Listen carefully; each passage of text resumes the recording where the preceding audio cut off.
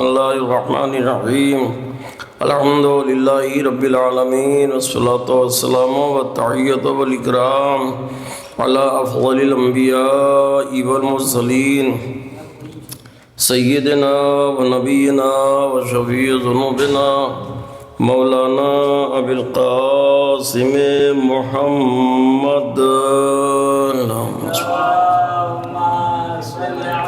وعلى آله الطيبين الطاهرين المعصومين المظلومين ولعنة الله على أعدائهم أجمعين من يومنا هذا إلى يوم الدين أما بعد فقد قال الله سبحانه تبارك وتعالى في القرآن الكريم وهو أصدق الصادقين وقوله الحق بسم اللہ الرحمن الرحیم هل يستوي الذين يعلمون والذين لا يعلمون صلوات بھیج دیں محمد وآل محمد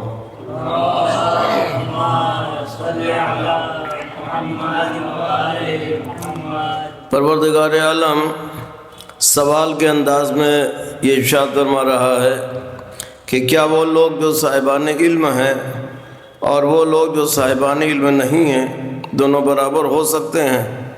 تو آیت کا انداز، کلام الہی کا مزاج اور قرآنی آیات کا تیور یہ بتا رہا ہے کہ دونوں برابر نہیں ہو سکتے، اور تھوڑی سی بھی عقل رکھنے والا انسان اگر اس بات پر غور کرے گا تو بھی فیصلہ دے گا کہ دونوں برابر نہیں ہو سکتے، اس لیے کہ علم والے کا مرتبہ بہت بڑا ہے، اور جس کے پاس علم نہیں ہے اس کے لیے امام نے ارشاد فرمایا کہ صاحب جہل جو ہوتا ہے وہ زندہ رہ کر کے بھی مردے کے برابر ہوتا ہے، اور صاحب علم یعنی عالم جو ہے دنیا سے اگر چلا بھی جاتا تو مرنے کے بعد بھی زندہ رہتا ہے۔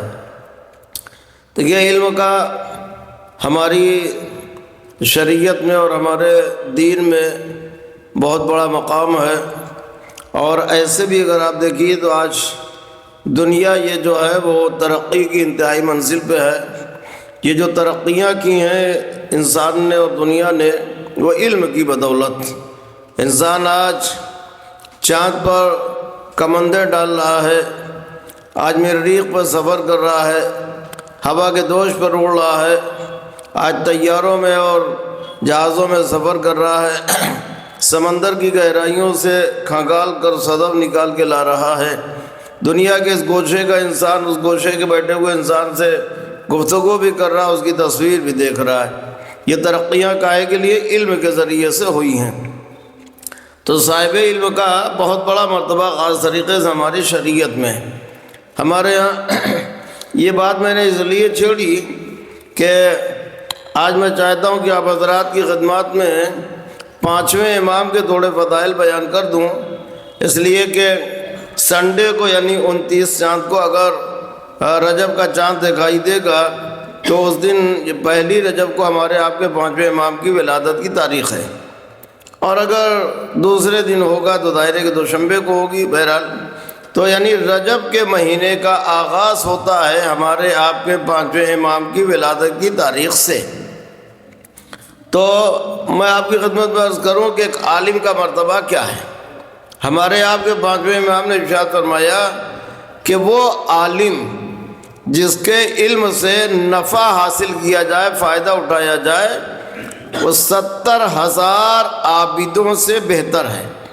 عابد یعنی عبادت کرنے والا۔ تو اگر ایک ایسا عالم ہے جس کے علم سے لوگ فائدہ اٹھا رہے ہیں تو امام کے کہنے کے مطابق وہ گویا 70,000 عبادت گزاروں سے بہتر ہے۔ اسی طرح سے امام نے ارشاد فرمایا کہ عالم کے پاس تھوڑی دیر بیٹھنا ایک سال کی عبادت سے بہتر ہے۔ لہذا اور ظاہر ہے کہ آج ہمارے پاس دیکھیے قرآن کی تفسیر ہے، قرآن کا ترجمہ ہے، دعاؤں کا مجموعہ ہے، یہ سب علماء کی بدولت پہنچے ہمارے پاس۔ اگر علماء نہ ہوتے تو بہت مشکل تھا کہ ہمارے پاس یہ سیدھے پہنچتی۔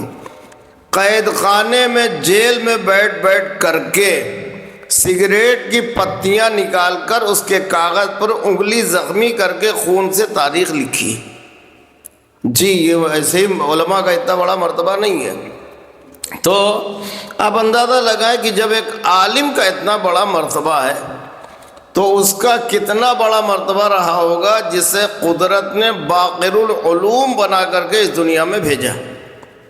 دیکھیے ہمارے آپ کے 5ویں امام کی تاریخ ولادت جو 1 رجب سن 57 ہجری اور 57 سال کی امام کو زندگی ملی. 114 ہجری میں ہمارے 5ویں امام کی شہادت ہوتی ہے.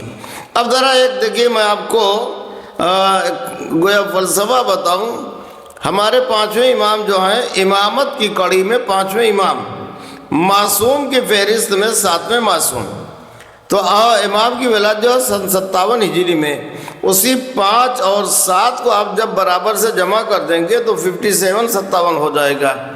اور اس سے اندازہ ہو جاتا کہ 5ویں امام 7ویں معصوم کی ولادت اسی ہجری سن میں ہوئی ہے. اچھا اسی کو اور ڈبل کر دیجئے، 57 + 57 114 ہو گیا. 114 ہجری ہی میں ہمارے آپ کے 5ویں امام کی شہادت ہوئی ہے.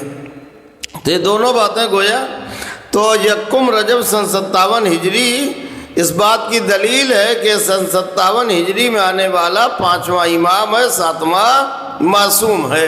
ہمارے آپ کے 5ویں امام نے ارشاد فرمایا کہ ایک مرتبہ میری والدہ گرامی یعنی جناب فاطمہ بنت حسن، یہ امام حسن علیہ السلام کی بیٹی تھیں. 5ویں امام کی ایک نسبی خصوصیت یہ ہے کہ یہ دوسرے امام کے نواسے تھے، تیسرے امام کے پوتے تھے، یعنی نانا اور دادا دونوں سگے بھائی اور دونوں معصوم، دونوں امام. تو امام بیان کرتا ہے کہ میری والدہ گرامی، میری مادر گرامی دیوار کے پاس تھیں. ایک مرتبہ تھوڑا آواز ہوئی تو جب انہوں نے نظر اٹھائی تو کیا دیکھا کہ دیوار گرنا چاہتی ہے. روکا، کہا خبردار ابھی تجھے اللہ کا حکم نہیں ہے گرنے کے لیے، لہذا ٹھہر جا اپنی جگہ پہ. امام فرماتے ہیں کہ جیسے ہی میری مادر گرامی نے جملہ کہا ہم نے دیکھا باقاعدہ دیوار وہیں معلق ہو گئی، لٹک گئی، ٹھہری رہی.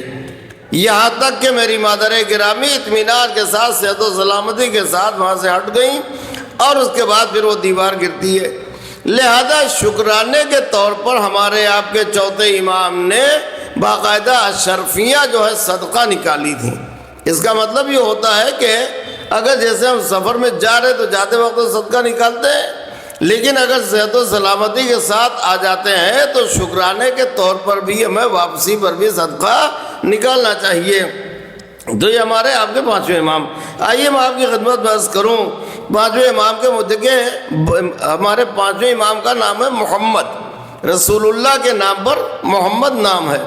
3 اماموں کے نام محمد، 5ویں، 9ویں اور آخری. جس طرح سے علی 4 اماموں کے نام پہلے، چوتھے، 8ویں، 10ویں، اسی طرح سے 3 اماموں کے نام محمد ہیں. لقب ہے باقر. باقر کے معنی ہے چیرنے والا، چھپے ہوئے علم کو پھیلانے والا. اب آپ کی خدمت میں عرض کروں کس طرح سے ہمارے 5ویں امام نے چھپے ہوئے علم کو پھیلایا. ہشام بن عبد الملک کا زمانہ، یہ اس کو خبر دی گئی کہ شام کے راستے میں جو شام سے مکہ معظمہ راستہ جاتا ہے وہاں پانی کی اتنی کمی ہے کہ لوگ اکثر پہلے مہیا کر لیتے ہیں پانی وغیرہ، مگر اس کے باوجود بھی انہیں بہت پریشانیوں کا سامنا کرنا پڑتا ہے اور کبھی کبھی تو لوگ انتقال کر جاتے ہیں پیاس وغیرہ کی وجہ سے. اس نے حکم دیا، پورا اسٹاف بلایا گیا اور انہیں یہ ذمہ داری دی گئی کہ تم راستے میں کہیں کنویں کا انتظام کرو. جگہ طے ہو گئی کہ یہاں پر کنواں کھودا جائے گا. پورا اسٹاف لگایا گیا وہاں پر کھدائی کرنے کے لیے. ظاہر ہے کہ اتنی سخت زمین تھی، دن بھر کی محنت مشقت کے بعد تھوڑی سی کھدائی کر پاتے تھے وہ مزدور. اللہ اللہ کر کے جب کافی کھدائی کر لی اور یہ امکان ہوا کہ اب پانی نکلے، تو پانی نکلنے کے بجائے ایک ایسا سوراخ پیدا ہوا، اس سے ایک ایسی گرم ہوا نکلی کہ سارے مزدور جھلس کے رہ گئے، ختم ہو گئے. اچھا اس میں ہوتا کیا تھا، باہر لوگ بیٹھے ہوتے تھے، رسی میں ڈول باندھتے تھے، یہ اندر سے رسی وہ ڈول بھرتے تھے مٹی سے، اوپر کھینچتے تھے پھینکتے تھے، تو اس طرح سے کھدائی ہو رہی تھی۔ اب یہ بیچارے رسی میں ڈول باندھے ہوئے انتظار کر رہے ہیں کہ اب بھرے تو ہم کھینچیں، اب بھرے تم کھینچیں، مگر کوئی وہاں ہو تو نہ بھرے۔ آخر انکوائری کی غرض سے یہ سب بھی اترے۔ اب جو اترے تو یہ سب بھی اسی میں جھلس کے ختم ہو گئے۔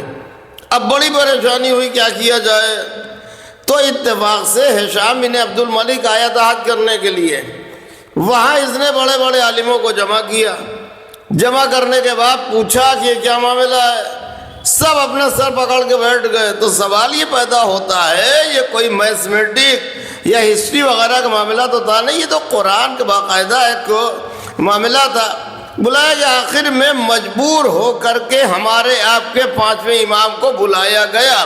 میں ایسے موقع پر اکثر جملہ کہا کرتا ہوں، یہ قدرت کا ہلکا سا انتقام ہے کہ تم نے کل قرآن کے نام پر، کتاب خدا کے نام پر اطرت کا دامن چھوڑا ہے، تو صبح قیامت تک رہ کے اسی اطرت کی ڈیوڑی پر تمہارا سر جھکواتا رہوں گا۔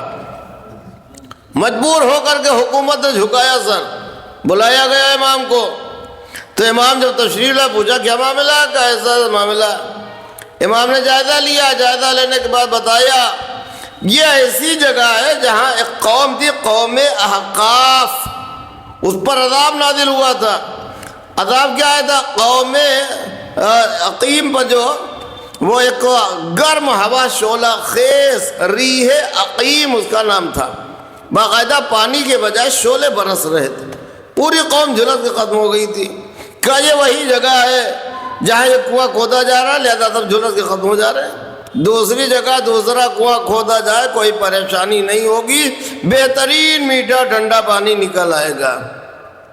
امام کا مشورہ درمیان میں آیا، اور اس کے بعد دوسری جگہ کنواں کھودے گا، بہترین میٹھا ٹھنڈا پانی نکل آیا۔ دیکھا آپ نے؟ سوال یہ پیدا ہوتا ہے کہ یہ کوئی میتھمیٹک سائنس کا معاملہ تو تھا نہیں، یہ قرآن کے سورہ احقاف کا معاملہ تھا، یہ علماء کیوں نہیں بتا پائے؟ یہ قدرت کا ہلکا سا انتقام ہے کہ ہم تمہیں اطرت کی ڈیوڑی پر جھکواتے رہیں گے۔ اور ظاہر ہے کہ سقائی جو ہے، پانی پلانے کا شرف، یہ تو آل محمد کا ہے، بنی امیہ کا وہ جہنمی اپنانا چاہتا تھا۔ قدرت نے کہا تو صحیح، تمہارے مقدر میں صرف گرم اور ہوا رہے گی، اس کے علاوہ کچھ نہیں رہے گا۔ جس کا آبائی شرف تھا اس کے قدموں میں پلٹ آیا۔ اب دیکھا آپ نے کس طرح سے امام نے باقاعدہ مسئلے کو حل کر دیا۔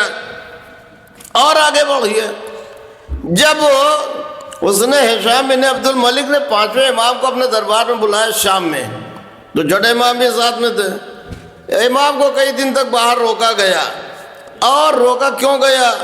تاکہ لوگوں کی نظر میں امام کی عزت کم ہو جائے۔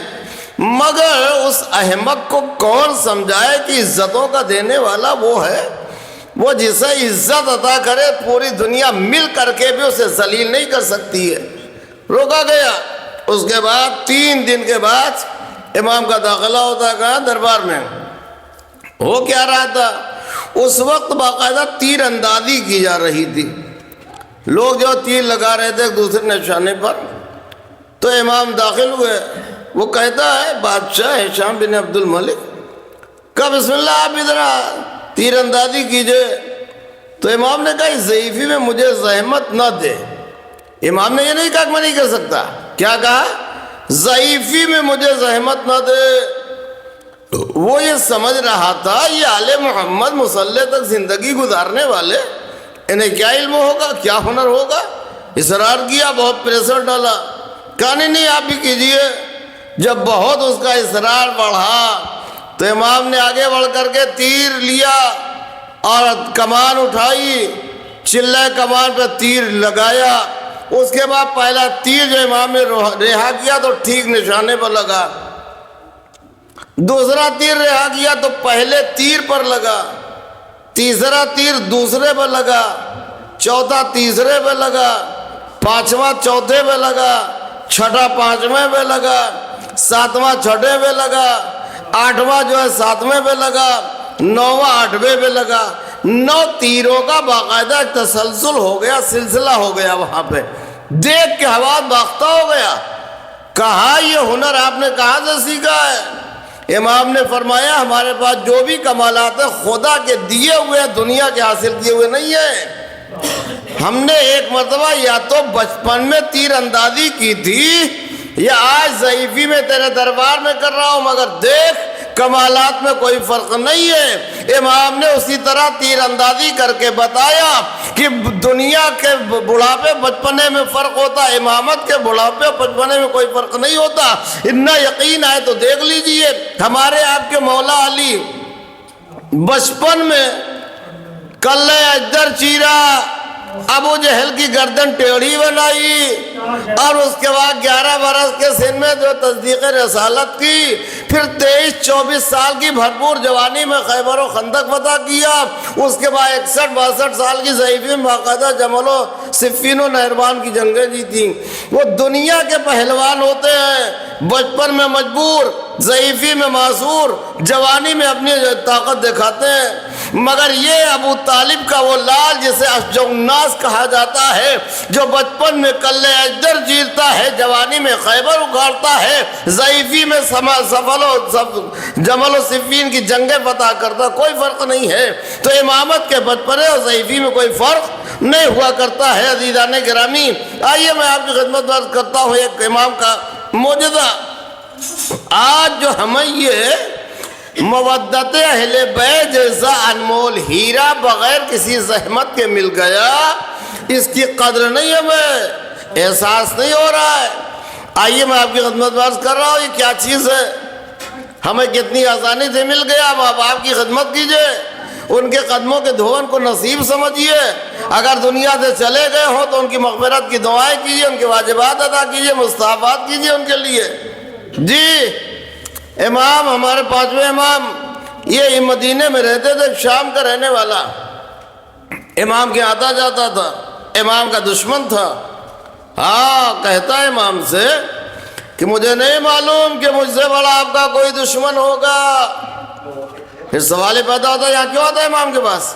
کہ میں اس لیے آتا ہوں کہ آپ بڑے فصیح بلیغ ہیں، آپ کی زبان میں بڑی فصاحت و بلاغت ہے، آپ کے دہن سے ایسا لگ رہا ہے جیسے پھول جھڑ رہے ہوں، میں اس لیے آ کر کے آپ کی وجہ میں بیٹھا کرتا ہوں۔ اب اس کے بعد امام اس سے برابر بہترین خیر کی اچھی باتیں کرتے رہے، سلسلہ چلتا رہا، یہاں تک کہ یہ بیمار پڑ گیا۔ شام کا رہنے والا امام کا دشمن بیمار پڑ گیا، اس کی بیماری بڑھتی گئی۔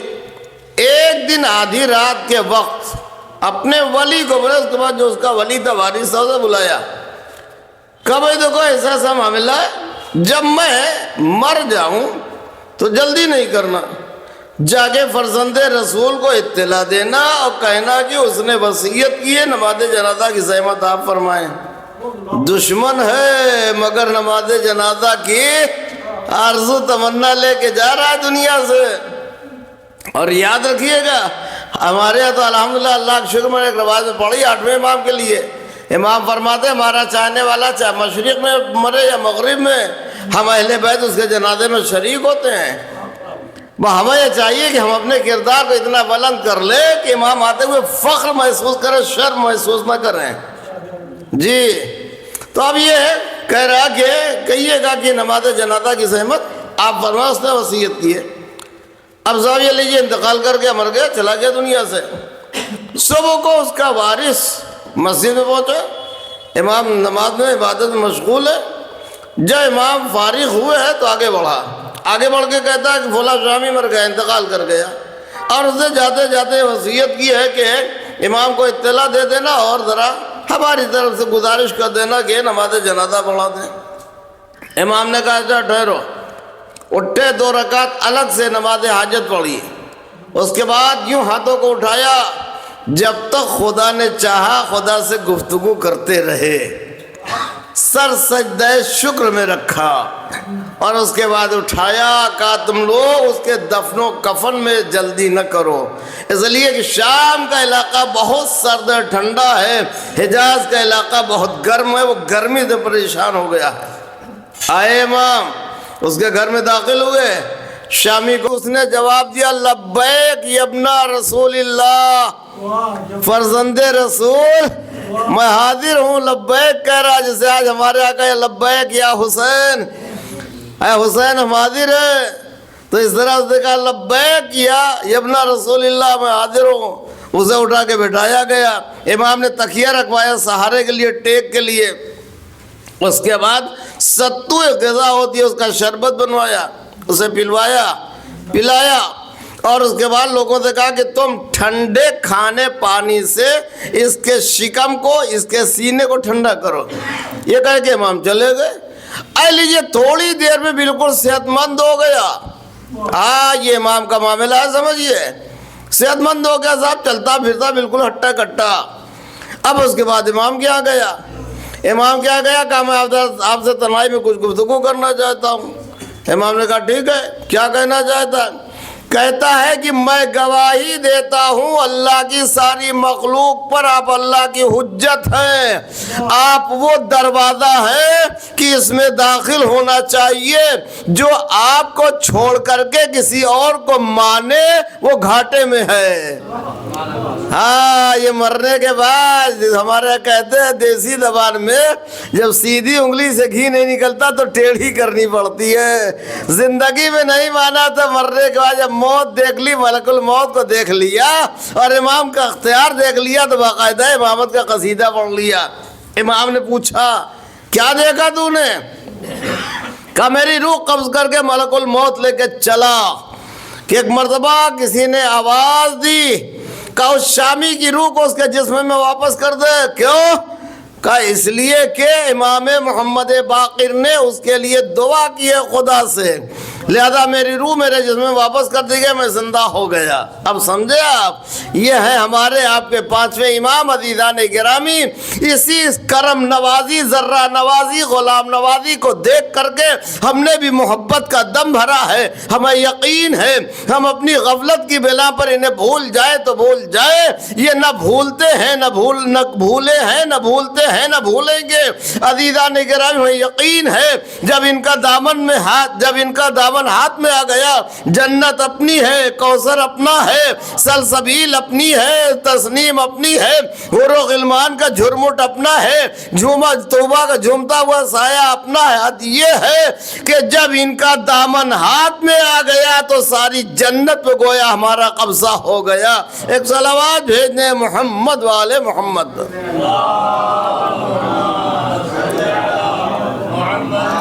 اب ذرا جلدی سے 3-4 بند سنا دوں اور اس کے بعد قصیدہ خوانی کا سلسلہ۔ لیکن ایک بات بتا دوں، اگلی شب جمعہ اگر سنڈے کو چاند ہوگا تو اگلی شب جمعہ 10ویں امام کی ولادت کی رات آئے گی، اس دن بھی انشاءاللہ 10ویں امام کے نام سے محفل ہوگی۔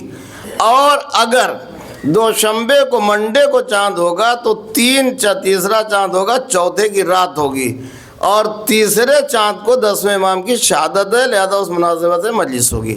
ابھی آپ کو سمجھ ہے نا کہ چاند کب ہوتا ہے؟ ٹھیک ہے، اب 3-4 بند سنا دیتا ہوں آپ کو کہ علم و حکمت کا سمندر ہے امام باقر۔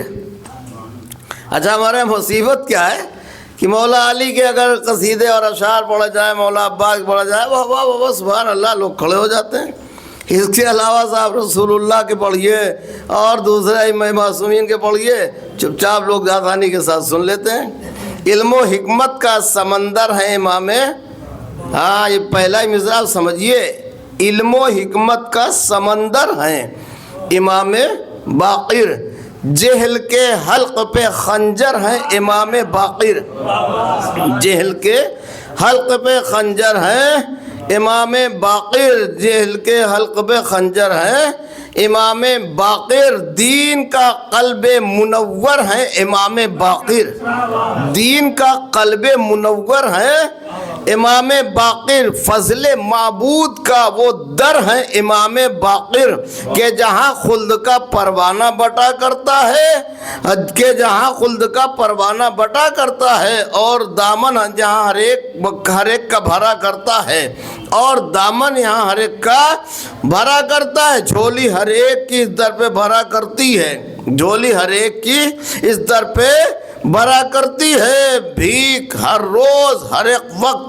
بٹا کرتی ہے، راہ جنت کی یہیں سے تو ملا کرتی ہے، راہ جنت کی یہیں سے تو ملا کرتی ہے، اور بگڑی ہوئی تقدیر بنا کرتی ہے، اور بگڑی ہوئی تقدیر بنا کرتی ہے امامت کی کھلی بارہ دری آ جاؤ، خود اکیلے نہیں مل جل کے سبھی آ جاؤ، ہے امامت کی کھلی بارہ دری آ جاؤ، خود اکیلے نہیں مل جل کے سبھی آ جاؤ، مل جل کے سبھی آ جاؤ، ہاں ہے امامت کی کھلی بارہ دری آ جاؤ، خود اکیلے نہیں مل جل کے سبھی آ جاؤ۔ آیا تھا علم کا بے مثل مدینہ بن کر، آیا تھا علم کا بے مثل مدینہ بن کر، دوسرا مصرع سنیے، آیا تھا علم کا بے مثل مدینہ بن کر، باقی ہے قول تیرا خلد کا زینہ بن کر، باقی ہے قول تیرا خلد کا زینہ بن کر، جس میں اطہر سے جو ٹپکا تھا پسینہ بن کر، جس میں اطہر سے جو ٹپکا تھا پسینہ بن کر، جگمگایا وہ ہدایت کا نگینہ بن کر، جگمگایا وہ ہدایت کا نگینہ بن کر، ذہن انسان کو کیا طیب و طاہر تو نے، اور ذہن انسان کو کیا طیب و طاہر تو نے، کر دیا سارے چھپے علم کو ظاہر تو نے، کر دیا سارے چھپے علم کو ظاہر تو نے، عرش اعلیٰ سے بھی آگے ہے، عرش اعلیٰ سے بھی اعلیٰ ہے وہ رفعت تیری، عرش اعلیٰ سے بھی آگے اعلیٰ ہے وہ رفعت تیری، گھٹ نہیں سکتی گھٹانے سے وہ عزت تیری، گھٹ نہیں سکتی گھٹانے سے وہ عزت تیری، کس میں ہمت ہے جو لکھ پائے فضیلت تیری، کس میں ہمت ہے جو لکھ پائے فضیلت تیری، اب بھی ہے سارے زمانے کو ضرورت تیری، اب بھی ہے سارے زمانے کو ضرورت تیری، عرش ہے زیر قدم تیرے وہ اعلیٰ تو ہے، عرش ہے زیر قدم تیرے وہ اعلیٰ تو ہے، اور سب مومنوں کا پانچواں مولا تو ہے، صلوات بر محمد و آل محمد۔